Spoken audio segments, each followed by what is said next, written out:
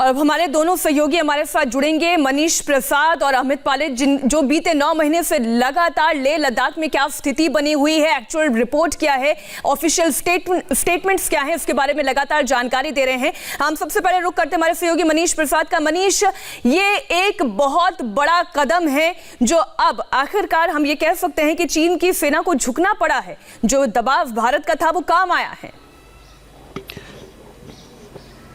मीनाक्षी, ये multiple level पर की गई वो कार्रवाई है जिसकी वजह से चाइनीज पीएलए अब डिसएंगेजमेंट के टेबल पर आकर डिसएंगेजमेंट अगले 48 घंटे में कर लेगा और अप्रैल 2020 के स्टेटस को मानेगा। सबसे इंपॉर्टेंट है कि लगातार जो 9th राउंड का लेवल टॉक्स हुआ जिसमें मेजर जनरल लियू लिन साउथ शिनजियांग मिलिट्री कमांड के कमांडर चाइनीज पीएलए की तरफ से थे, उनके एमईए का रेप था, उसके साथ साथ भारतीय सेना के 14 कोर के core commander lieutenant general Menon मौजूद थे, साथ में जेएसएमईए थे। तो ये पूरा खाका तैयार कर लिया गया। 7 पॉइंट एजेंडे को तैयार करके ये तय किया गया कि डिसएंगेजमेंट का ये पूरा प्रोसेस 3 अलग अलग फेजेस में होगा। इंपॉर्टेंट था पैंगोंग त्सो का फ्रिक्शन पॉइंट, जहां पर चाइनीज पीएलए फिंगर 4 की पोजीशन को छोड़कर पीछे हटने को तैयार नहीं था। और यही वजह है कि जो पूरी कैलाश रेंज है जिसमें मुक्पारी, रचेनला, रेकेनला, कोंकणला, कोंगरान नाला, ये पूरा एरिया है, इसकी हाइट्स को भारतीय सेना ने डोमिनेट कर रखा था। मोल्डो के ठीक सामने जो स्पांगूर गैप है उसको डोमिनेट किया हुआ था। और यही वजह है कि चाइनीज पीएलए लगातार टेबल टॉक्स पे ये कह रहा था कि भारतीय सेना साउथ ऑफ पैंगोंग त्सो में पीछे की तरफ जाए, लेकिन भारतीय सेना का रुख साफ था। और यही वजह है कि रक्षा मंत्री ने बिल्कुल साफ तौर पे कहा कि ये अब चाइनीज पीएलए को एक बार फिर से अपनी अप्रैल 2020 की पोजीशन पे स्टेटस को मानते हुए पीछे जाना होगा।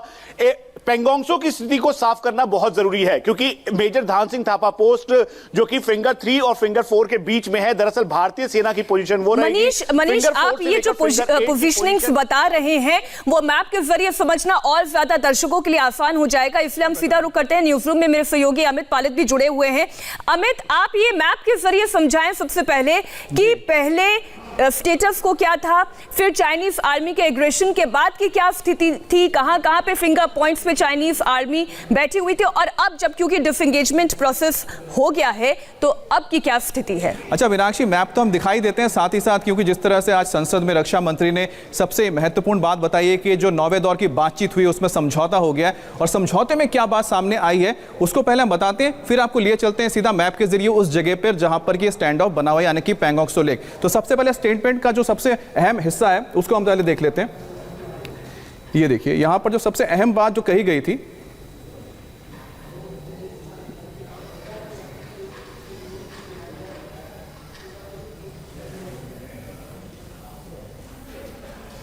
तो माननीय सभापति महोदय, मुझे सदन को यह बताते हुए खुशी हो रही है कि जो अप्रोच और सस्टेन टॉक्स हुए हैं उसके फलस्वरूप पैंगोंग लेक का जो इलाका है वहां पर हमारी जो डिसएंगेजमेंट की जो प्रक्रिया है वो शुरू हो गई है। और ये जो सबसे बड़ी बात थी, इसके बाद इस इलाके को देखिए कि पैंगोंग त्सो लेक का जो इलाका है वो आखिरकार दिखता कैसे है। और यहाँ पर हमने आपको 1 2 3 4 5 6 7 8 जो 8 जो फिंगर्स हैं उसको हम दिखा रहे हैं। तो इन 8 फिंगर से आप समझ सकते हैं क्या हो सकता है। तो ये 4 जो आप देख रहे हैं फिलहाल, जो अब जो स्थिति आपको बता दें, इससे पहले क्या थी कि भारत यहाँ 3 पे रहता था और ये फिंगर 4 है, और चीन हमेशा 8 पे रहता था। लेकिन क्या किया उसने कि जो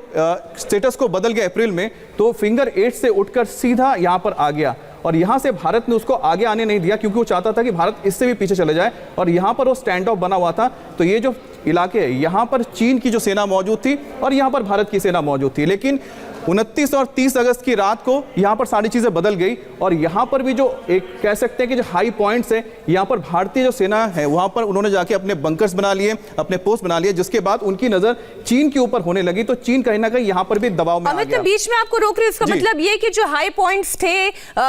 वो हम ऐसी जगह पर मौजूद थे जहां से हमारे लिए मॉनिटर करना, चीन की मूवमेंट को देखना, स्ट्रैटेजिकली ये बहुत ही इंपॉर्टेंट पोजीशन थी। बिल्कुल बिल्कुल मीनाक्षी, लेकिन जरूरी आपको समझना पड़ेगा कि जब हम बात कर रहे हैं कि 29 अगस्त से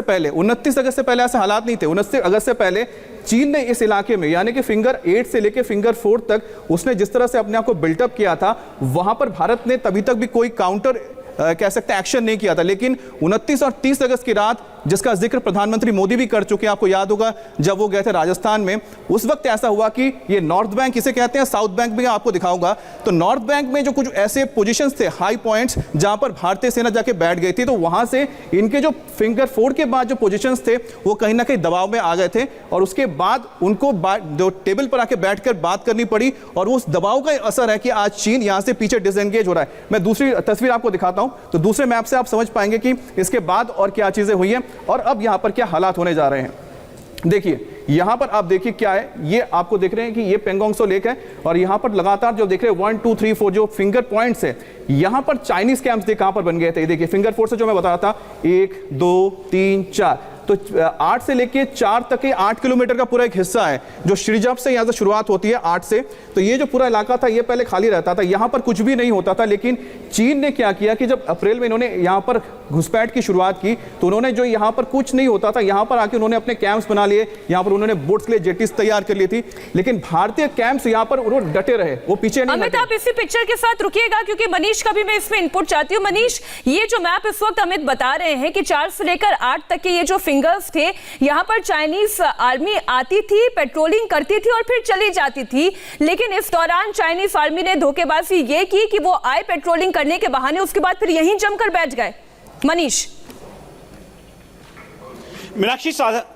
साधारण शब्दों में आप समझे कि ये जो पूरी पहाड़ है इसे चांग चेनमो का स्पर्श कहते हैं। इसमें फिंगर ए से लेकर फिंगर 8 तक की पोजीशन है। फिंगर 4 तक की पोजीशन पर भारतीय सेना रहती थी और फिंगर 8 की पोजीशन के पास खुरनाक फोर्ट है जहां पर चाइनीज पीएलए का बेस था। लेकिन 4 और 5 मई 2020 को ऐसा हुआ जिसमें चाइनीज पीएलए अंदर की तरफ आया और फिंगर 5 की पोजीशन के हायर जो रिजेस एरियाज हैं चांग चेनमो के, उसके ऊपर आकर बैठ गया और प्रेशर बिल्डअप करते हुए फिंगर 4 और फिंगर 3 के पास स्टेटस को बदलने की कोशिश में यहां पर उसने अपने करीबन परमानेंट स्ट्रक्चर के तौर पे 5 से 6 permanent structures, artillery guns, infantry combat vehicle, क्योंकि पूरा रास्ता उसने तैयार किया हुआ है। और यही वजह है कि 4 और 5 मई के बाद से लेकर अभी तक, यानी कुल मिलाकर इस 9 महीने में ये डिसएंगेजमेंट प्रोसेस का मेन फ्रिक्शन पॉइंट यही पेंगोंग त्सो एरिया था। इस पेंगोंग त्सो एरिया में उन्होंने एक छोटा अपना हेलीपैड बनाया, उसके अलावा अपने परमानेंट स्ट्रक्चर्स, आर्टिलरी गन्स और डिप्लॉयमेंट किया और यहां पे करीबन 3 से 4 हजार की संख्या में उनका डिप्लॉयमेंट था और उनका मेन बेस खुरनाक फोर्ट था। और यही वजह थी कि यहां पर भारतीय सेना अग्रेसिवली जो चांग चेनमो के ऊपर के स्पर्स हैं, यानी जो ऊपर की पहाड़ियां आपको दिखाई दे रही हैं, उसके ऊपर भारतीय सेना ने डोमिनेशन किया और यही से चाइनीज पीएलए बैकफुट पर आने लगा। और चाइनीज पीएलए लगातार टेबल टॉक्स पर भी यह बात कह रहा था कि पेंगोंग त्सो की जो स्थिति है उसको बदले भारतीय सेना। लेकिन भारतीय सेना का रुख साफ था कि अप्रैल 2020 के स्टेटस को मानना होगा। इसीलिए डिसएंगेजमेंट प्रोसेस में बिल्कुल साफ तौर पर कहा गया कि भारतीय सेना 3 और 4 के बीच जो मेजर धान सिंह थापा पोस्ट है जहां पर वो पहले रहती थी उसी लोकेशन पे रहेगी। 4 से 8 यानी फिंगर 4 से लेकर फिंगर 8 तक की पोजीशन को चाइनीज पीएलए खाली कर मनीष, जब आप ये कहते हैं कि वहां पर हेलीपैड बना लिए गए, वहां पर छावनियां जैसे बना ली गई, तो थोड़ा सा शॉर्ट में मुझे ये चीज समझाइएगा कि इस डिसएंगेजमेंट प्रोसेस में जब चाइनीज आर्मी अपने पूरे असलाह के साथ पीछे जाएगी तो जो कंस्ट्रक्शन वहां पर किए गए हैं क्या उसे भी तबाह किया जाएगा, फिर ध्वस्त किया जाएगा?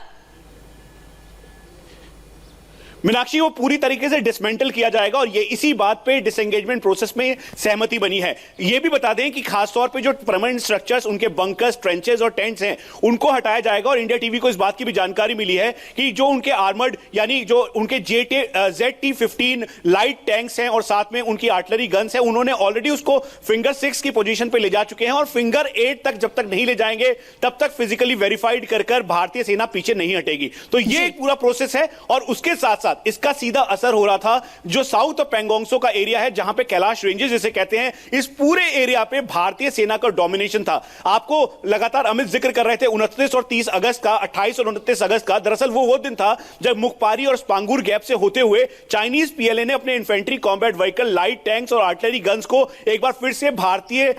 एरिया में डोमिनेट करने की कोशिश की थी। लेकिन भारतीय सेना ने हायर रिजेस और साथ में जो लोअर ट्रेंचेस के जरिए चाइनीज पीएलए को धकेला था। तो ये 2 मेन जो कारण थे डिसएंगेजमेंट के वो बने। और उसके बाद सबसे इंपॉर्टेंट 15 और 16 जून जिस समय गलवान में हमारे 20 जवान शहीद हुए, दरअसल वो पूरा गेम चेंज था जिसकी वजह से चाइनीज पीएलए पूरा प्रेशर पे था और इंटरनेशनल फोरम पर लगातार उनको कॉर्नर किया जा रहा था। जाहिर है और अब सच और जो तस्वीर है वो पूरी दुनिया के सामने है कि एलएसी पर आखिरकार चीन को स्टेटस को के लिए मानना होना पड़ा है और डिसएंगेजमेंट का ये जो प्रक्रिया है वो शुरू हो गई है। और अमित, आज जब रक्षा मंत्री राजनाथ सिंह संसद में पूरा बयान दे रहे थे तो आप कह रहे थे कि ऐसे कई सारे हाईलाइट पॉइंट्स हैं जो दर्शकों को जानने जरूरी हैं। अमित जी जी बिल्कुल, क्योंकि जब वो बात कर रहे थे कि किस तरह से बातचीत के जरिए मीनाक्षी ये पूरी की पूरी जो कवायद पूरी हो सके, क्योंकि 1-2 नहीं बल्कि 9 राउंड की बातचीत हुई है और उसी से हमें पता लगता है कि कितनी जद्दोजहद के बाद हमने आखिरकार चीन को झुका दिया, इस बात को मानने के लिए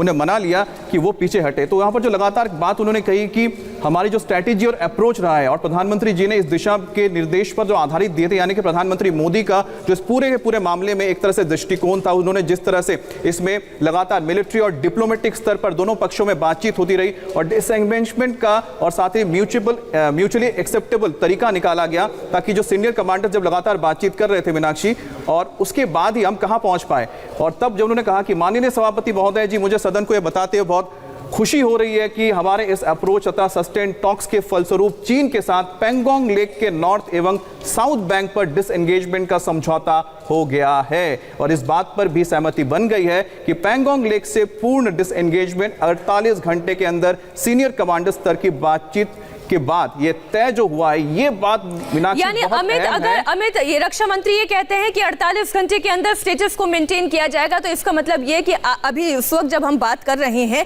तो इस वक्त LAC पर डिसएंगेजमेंट की प्रक्रिया शुरू हो चुकी है। जी मीनाक्षी, बस मैं एक चीज और जोड़ देता हूं इसमें कि जब आप बात करते हैं डिसएंगेजमेंट, क्योंकि 9 स्तर की जब बातचीत होती है लगातार, लेकिन वहां पर एक अहम बदलाव भी हुआ है। आपको मानना पड़ेगा कि चीन में जो वेस्टर्न थिएटर कमांड थे, उसके जो वहां पर चीफ होते थे, जो जनरल थे, उनको बदला गया, उनके जगह पे एक और वहां पर जनरल आए हैं। जब वो आए थे, जब ये बातचीत हो रही थी, उस दिन मनीष में मेरे साथ थे, तब मैंने मनीष से पूछा था कि जो वहां पर कमांडर का बदलना है, जो बदलाव हुआ है, क्या उसका असर पड़ेगा, क्योंकि इससे पहले जो वहां पर जनरल हाउ थे वो वही व्यक्ति हैं जिन्होंने डोकलाम को अंजाम दिया था। उसके बाद फिर उन्होंने यहां पर पूरे ईस्टर्न लद्दाख में एक बार फिर से उन्होंने यहां पर स्टैंड ऑफ की स्थिति पैदा कर दी थी, उनको वहां से हटा दिया गया है। तो उन जो बदलाव वहां के मिलिट्री कमांड लेवल पर हुआ है, उसका असर यहां भी देखने को मिला है कि तब हमें आशा थी कि 9वें दौर की जो बातचीत होगी उसमें जरूर कुछ ना कुछ सामने निकल कर आएगा और यह पॉजिटिविटी देखिए निकली है। और दूसरी बात है कि भारत ने जो लगातार वहां पर दबाव दिया था, भारत झुका नहीं चीन के सामने। और प्रधानमंत्री मोदी जब कहते हैं, संसद में कहते थे या फिर लद्दाख जाकर उन्होंने कहा था कि चीन को उसी के ही लैंग्वेज में, उसी की भाषा में जवाब दिया जाएगा। और वही वजह है कि आज चीन मानता है समझौते के लिए और वो पैंगोंग और साउथ जो नॉर्थ का इलाका है, पैंगोंग का साउथ का जो इलाका है, वहां से हट रहा है। और खास तौर पे मनीष, मैं चाहूंगा कि आप ये जरूर बताएं कि साउथ पैंगोंग इलाके में जिस तरह से भारत ने मोल्डो गैरिजन पर नजर बना के रखी थी, चीन के पसीने छूट रहे थे इस -30 डिग्री में भी। इस पर हम और आगे मनीष कभी चर्चा में बातचीत करेंगे, क्योंकि इंफॉर्मेशन से आप दोनों ही लबरेज हैं और ये दर्शकों के लिए जानना बहुत जरूरी है कि जब राजनाथ सिंह ये कह रहे हैं कि डिसएंगेजमेंट 48 घंटे के अंदर पूरा हो जाएगा, तो आप ये मानकर चलिए कि इस वक्त जब हम लोग इस पूरे मुद्दे पर चर्चा कर रहे हैं तब ये डिसएंगेजमेंट की प्रक्रिया शुरू हो चुकी है। मनीष, आपका और अमित, आपका बहुत बहुत शुक्रिया पूरी जानकारी के लिए। हमें रुकना होगा यहीं पर एक छोटे से ब्रेक के लिए। महाराष्ट्र में उद्धव सरकार और राज्यपाल में क्यों है तनातनी, एक छोटे से ब्रेक के बाद इस खबर पर पूरी डिटेल।